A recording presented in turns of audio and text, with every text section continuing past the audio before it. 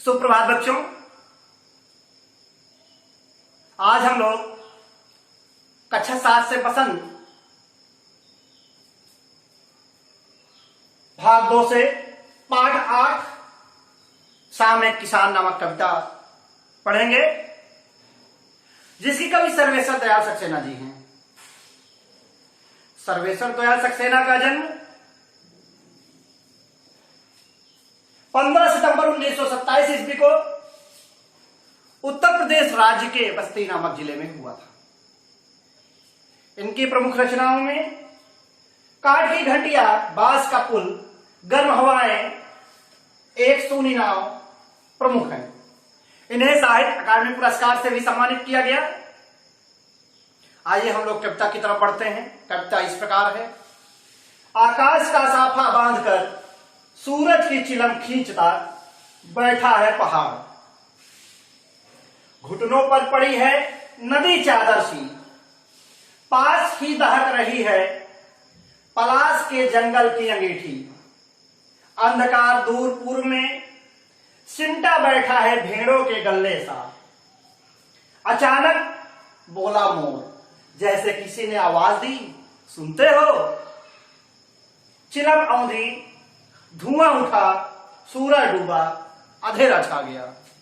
बच्चों, आइए कविता की सरलार की तरफ बढ़ते हैं। इस कविता में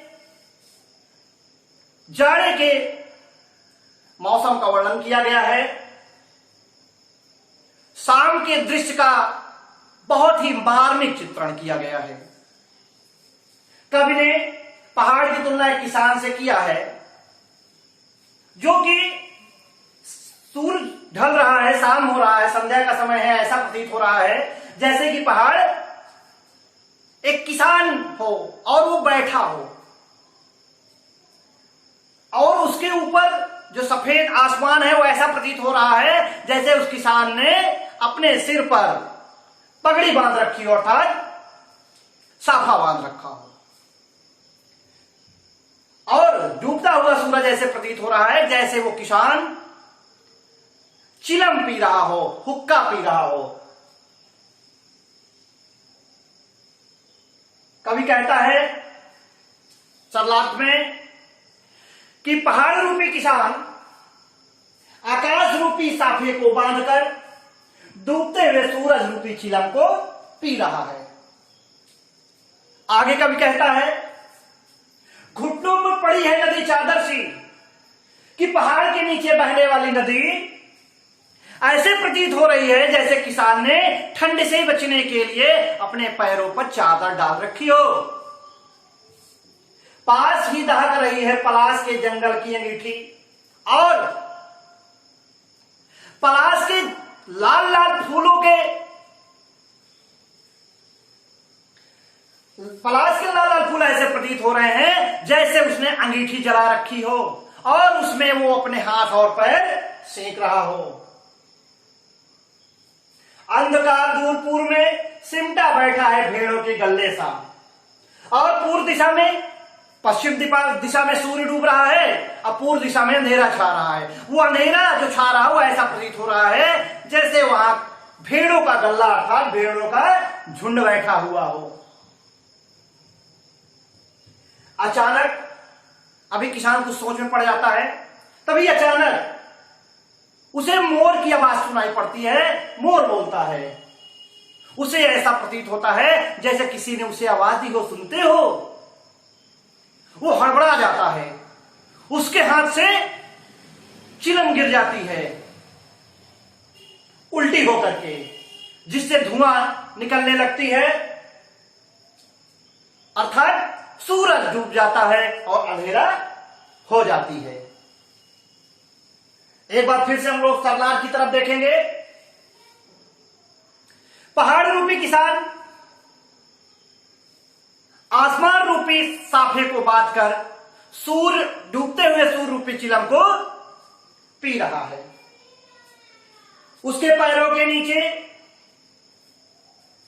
बहती हुई नदी ऐसे प्रतीत हो रही है जैसे उसने ठंड से बचने के लिए अपने पैरों पर चादर ओढ़ रखा हो। जैसे उसने ठंड से बचने के लिए अपने पैरों पर चादर ओढ़ रखा हो, उसके सामने जो पलाश के लाल लाल फूलों का जंगल है, वो ऐसे लग रहा है जैसे उसने कोई जलती हुई अंगीठी जला रखी हो, ठंड से बचने के लिए, और अपने हाथ पैर उसमें सेक रहा हो। पूर्व दिशा में जो अंधेरा फैल रहा है वो ऐसे प्रतीत हो रहा है जैसे भेड़ों का कोई झुंड बैठा हुआ हो। किसान सोच में पड़ जाता है। तभी सहसा अचानक उसे मोर के बोलने की आवाज सुनाई पड़ती है। वो घबरा जाता है। उसे ऐसा प्रतीत होता है जैसे किसी ने उसे आवाज दी हो, सुनते हो। उसके हाथों से चिलम उल्टी होकर गिर जाती है और उससे धुआं निकलने लगता है और चिलम बुझ जाती है। तभी अचानक सूर्य डूब जाता है और अंधेरा छा जाता है। बच्चों, इस कविता में कुछ कठिन शब्द आए हैं जो इस प्रकार हैं। साफा में पगड़ी, चिलम, चिलम में हुक्का, पहाड़ में पर्वत, दहक में जल, शाम में संध्या, गल्ला में झुंड, औंधी में उल्टा। धन्यवाद।